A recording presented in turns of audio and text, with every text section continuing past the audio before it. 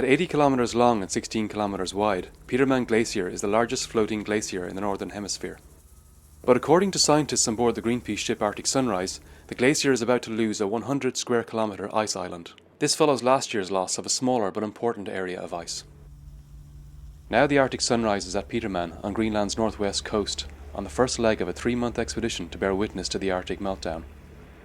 Using cutting-edge technology to reveal the reasons and implications behind the glacier's breakup, the Greenpeace team are working at sea, on ice, and even on the 1,000-metre cliffs above the glacier. We're setting up several digital cameras that are shooting every 30 seconds, and we're putting them all across this glacier on both sides.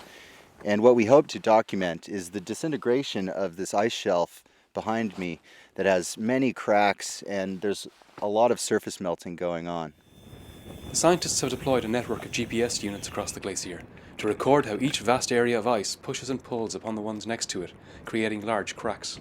And we're on a pretty massive block. It stretches back 20 kilometers, and what we're doing here is putting some fancy, fairly elaborate GPS systems on this block, monitoring its movement. So we're looking on a minute-by-minute basis on what it's doing, how it's moving in relation to the rest of the glacier, and looking for that critical point where it fractures and breaks off. Dr. Hubbard and his colleagues are plumbing the depths of both ocean and ice to get a picture of what's happening to the bottom of the glacier.